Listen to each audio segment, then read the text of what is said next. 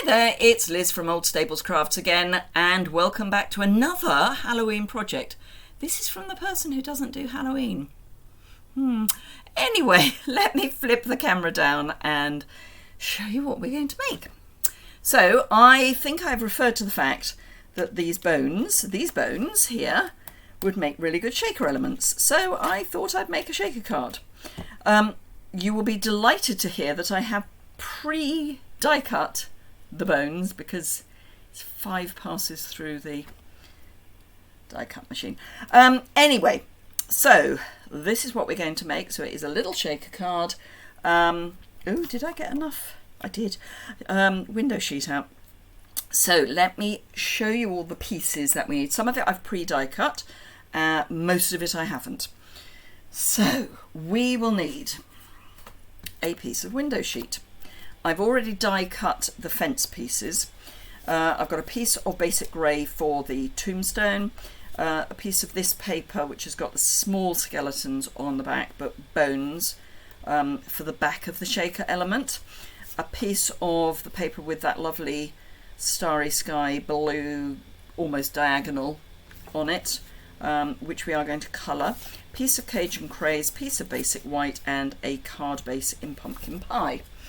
So I am still stunned by the number of pieces of we have in the die cut set, but I'm going to need that one and that one. I've done all the other die cutting in advance, and I've already got out No Bones About It, You're a Sweet Friend, and the skeleton which is going on the inside of the card. I didn't show you that, did I? So the no bones and then a skeleton on the inside. But I just love the idea of these shaker elements. Now I'm going to see if I can get a picture of this in the dark. I think my camera will deal with it. Oh, and I've also used some of the glow in the dark bats. I have seen the paper in the dark and it's got a really nice green glow to it.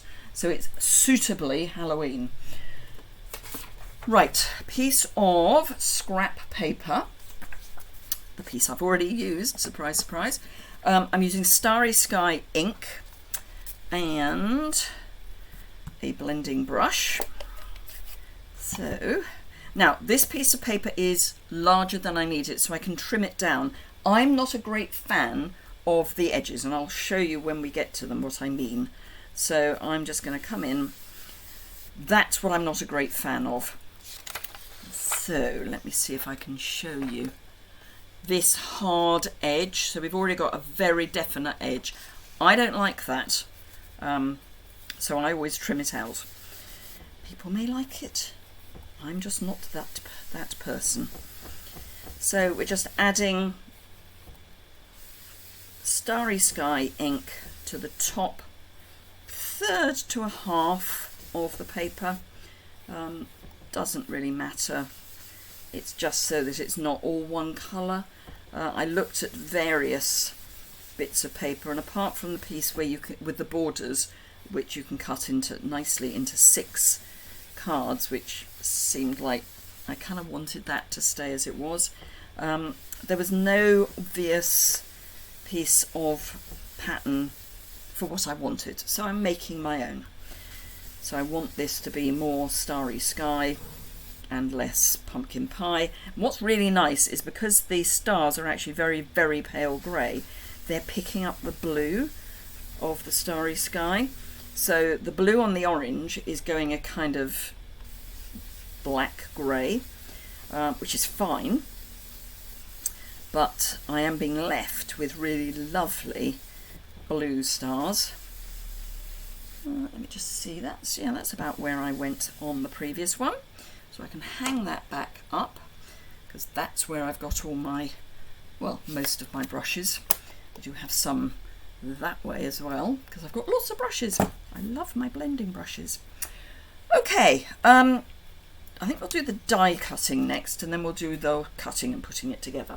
So I only need my mini because all I've got to die cut, even if I was using all of the dies, as I say, I've done quite a lot of the die cutting in advance because it's not the most interesting thing to watch, particularly when you've got to die cut quite so many bones. So I've got the large tombstone. What you cannot do, trust me, I tried, is die cut this piece out at the same time. It doesn't work, but it's fine. It's actually quite easy to slot it in. And I will show you what I mean by that. So here is our die cut piece, which comes embossed. Can I pick up the embossing? Just about. So we've got this lovely embossing here. And this shape is what I'm going to cut out. And this just kind of slots into it. I will be holding it in place with some low-tack tape, just in case. So, just wanted to make sure it was in shot. So you can sort of feel when it clicks into place, she says. There we go. I'm just going to use little bits of low-tack tape to hold that in place because I don't want it to slip. I've got it where I need it to be, so I want to keep it there. And then just wind through. There we go. And that's all the die cutting I'm going to put you through. The other pieces are, you know, just straight die cutting, so nothing particularly exciting. It's not like we're die cutting round a stamped image or anything. It's just basic die cutting. So this piece just comes out, and you can use that for something else, or I mean you could use it as your backing piece, but I thought it was quite fun just to have those bones behind it. Now I do need to cut my window sheet down, and I don't want it too large, so I want it kind of there, so it's only just the right height top and bottom. I'm going to take my take your pick and mark where I want to cut, and apparently the tombstone as well.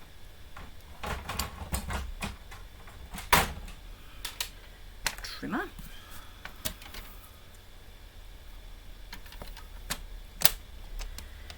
And I'm going to stick this to the tombstone with the foam strips, so they'll work as the thing to stick it to the tombstone and the foam strip. So they'll be doing a double job. So that needs to be about there. And I'll grab a foam strip. Oh, it's the outside piece, so of course it's bigger than I need it to be. It's going around the corner. Right, so I'm actually going to bring back in one of my low-tack tape pieces so that it's held in place when I do the first two pieces of strip. That way I'm not worried that it's going to move. I'll actually use this end. Trying to do this without putting my great big head in the way. Just about managing it. And then just trim that down.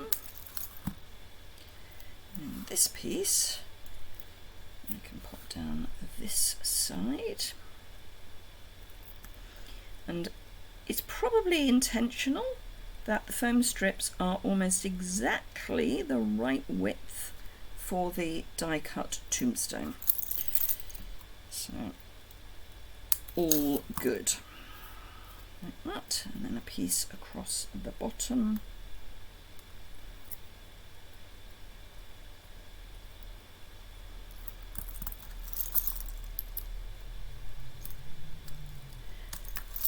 And it's not like you've got glitter in here, so it's not quite as vital that you get absolutely hermetically sealed pieces, but sealed is better than not.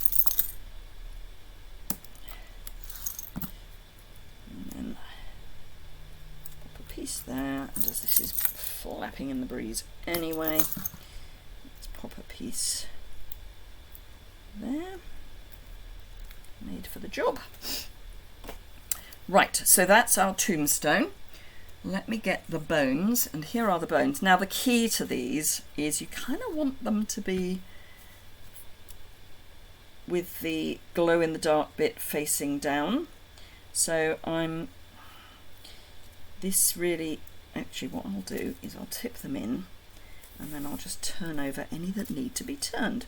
So if the glow in the dark is facing up, you can use the end of your take your pick to just pick them up so you can turn them over. They will turn over once they're in the shaker, but if you can at least start with them the right way up, you have a chance of some of them being the right way up when the card arrives with the recipient.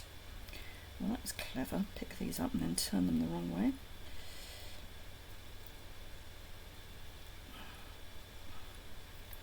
So this, I think, was 5 passes through the die cutter. There are a few more bones in this one than there were in the other one because I had a bigger piece. And it was 1 inch wide and 6 inches long, which was 5 passes, 5 and a bit passes actually, through.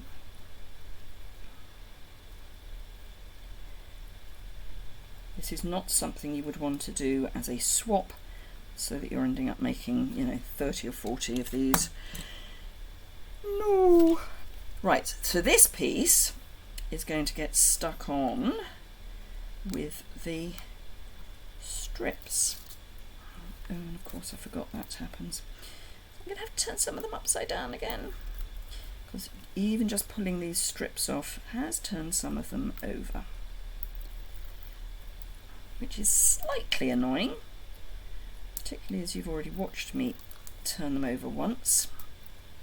However, there aren't that many that are the wrong way up now, so let's get some of them turned over at least. I think I'll leave the 2 that are right at the bottom. Right, so this you want to have with the skeleton facing up, and now it's 1 3/4 inches wide, I think. I will check. Let me find my ruler. Yeah, so it's 1 3/4 inches wide and 2 3/4 inches long. In foreign or metric, that's 4.4 by 7. And then you can turn it over, and there are your bones. And as I say, some of them they'll do somersaults. It's fine. It's fine.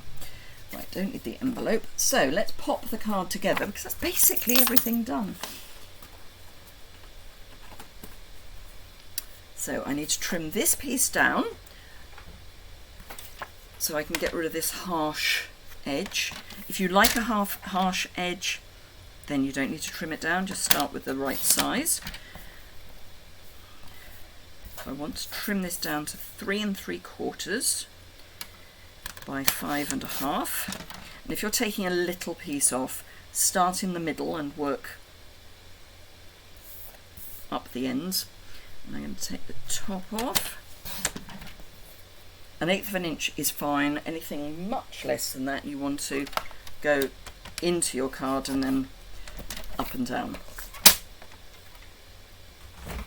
So, adhesive.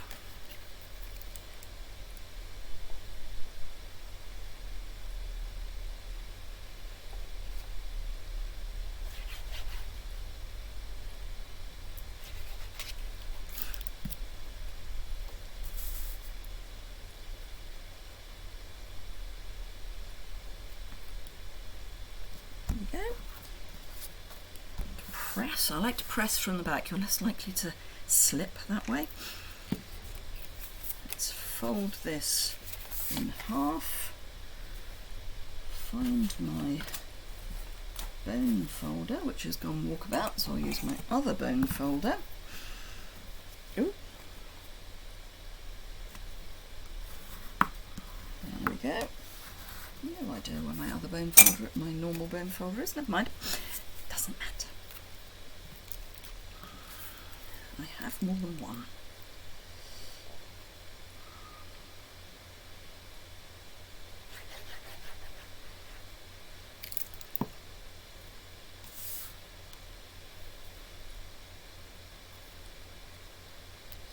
Goes on there.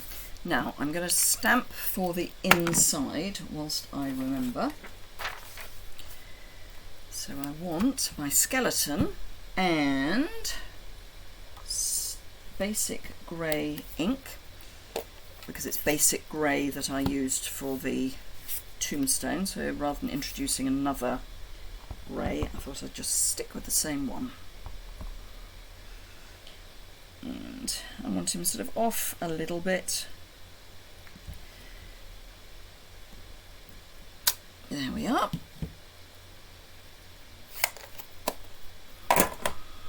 So this can go on the inside.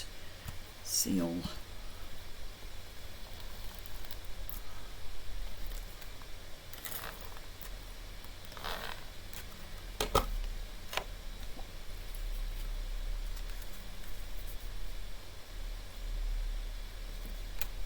Ooh. Now, if you do that, twist to get your paper off. Don't pull, twist. That's better. Right, so fence panels. I'm going to add a little bit of adhesive to these, not a huge amount. So I'm going to do the cross pieces.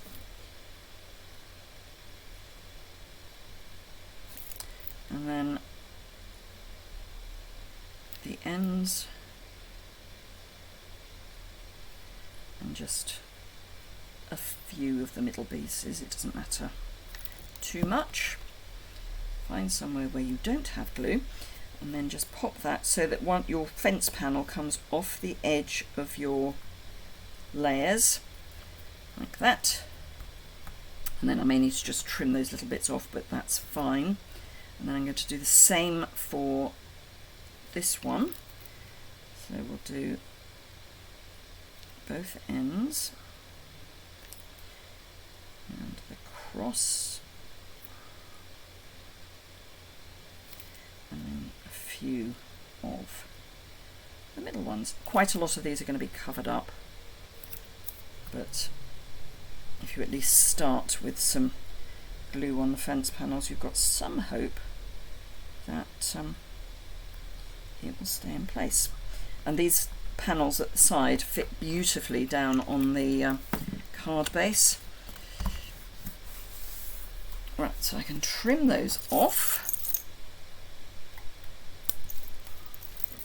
both sides. There we go, didn't quite get that one.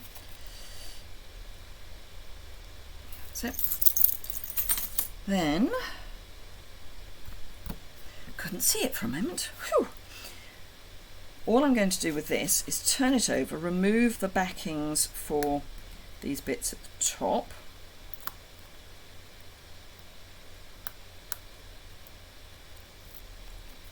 And then grab my glue.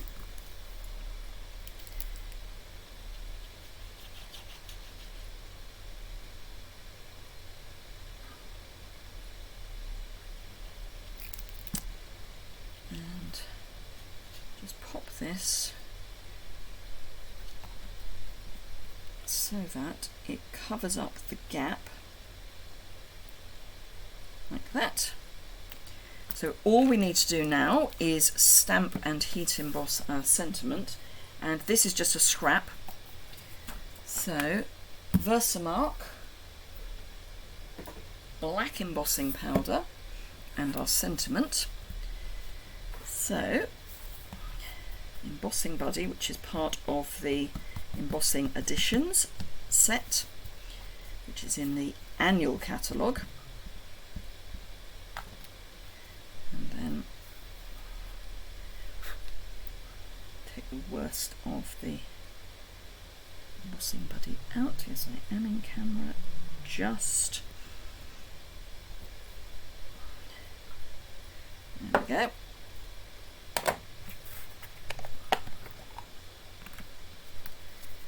Dab all that into there.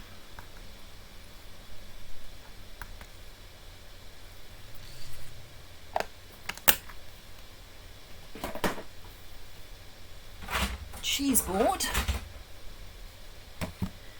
Heat gun.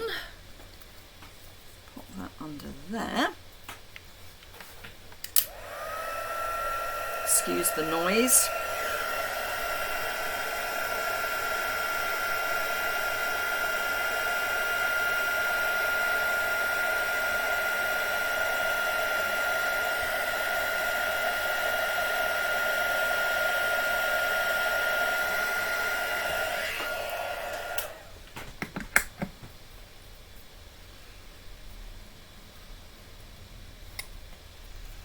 Waft that to dry it off. And grab my snips. So I'm going to flag the end. So let's get rid of those bits of basic black. Now to flag the end, all I'm going to do is cut about 1/2 inch, slightly under, maybe 1 centimetre. Straight is best. It's better. And then find the midpoint, just do it by eye, you don't need to measure, and then go to that point. It is much easier to do that than to try and just do that cut in. This I'm going to pop onto 3 black dimensionals.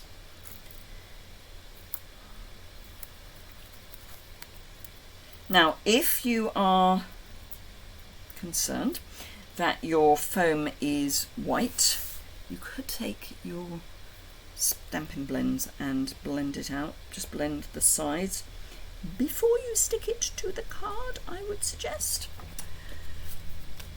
Right, last up are some bats, and I'm just going to pop them.